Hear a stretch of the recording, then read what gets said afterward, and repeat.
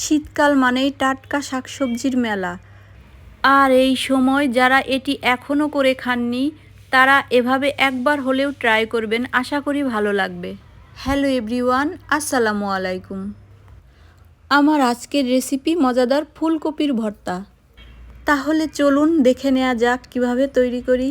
ভর্তাটির জন্য আমাদের লাগবে কেটে ধুয়ে রাখা 1 বাটি ফুলকপি, আরও লাগবে 5 থেকে 6টি শুকনা মরিচ, আর 1 বাটি ফ্রেশ ধনেপাতা কুচি, আরও নিয়েছি 3 থেকে 4টি পেঁয়াজ কুচি, আর লাগবে আমাদের খাঁটি সরিষার তেল।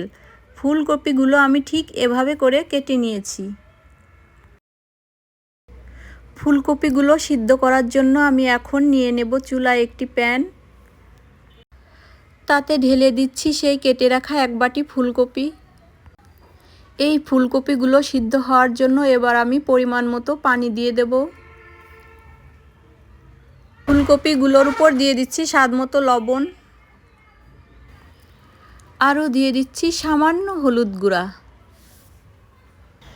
এগুলো সিদ্ধ হওয়ার জন্য এবার আমি ঢাকনা দিয়ে ঢেকে দেব। মিডিয়াম টু লো আঁচে অপেক্ষা করব 5 থেকে 6 মিনিট। এর মাঝখানে হালকা করে একটু নেড়ে নেব। ঢেকে ফুলকপিগুলো সিদ্ধ করে নেব।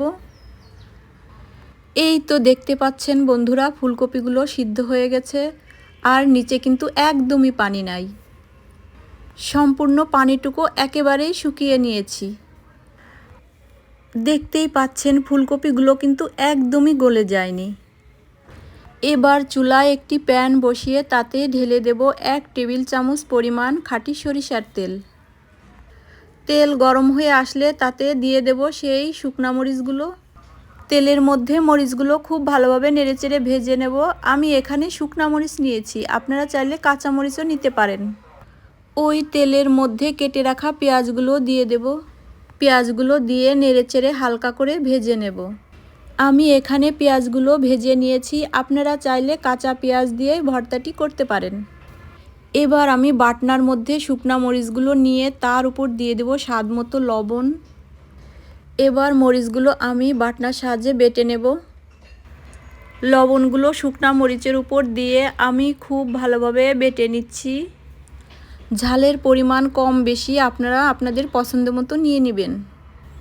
তবে এই ভর্তায় ঝালের পরিমাণ একটু বেশি হলে স্বাদও সেই রকম বেশি হবে। মরিচগুলো বাটা হয়ে গেলে আমি এখন ঢেলে দেব সেই পেঁয়াজ ভাজাগুলো। শুকনা মরিচের সাথে পেঁয়াজগুলো আমি ভালোভাবে বেটে নিচ্ছি।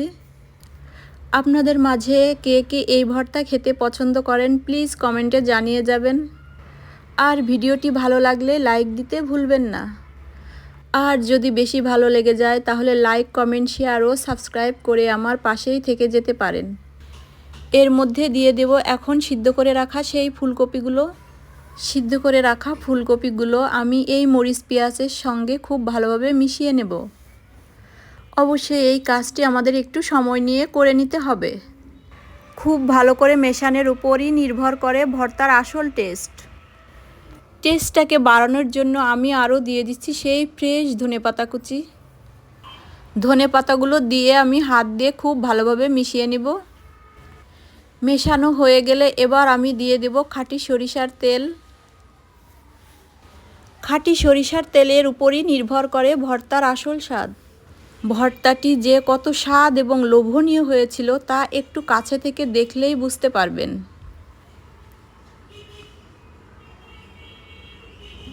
গরম ভাতের সাথে এই ভর্তার টেস্ট যে কতই লোভনীয় তা না খেলে বোঝাই যাবে না।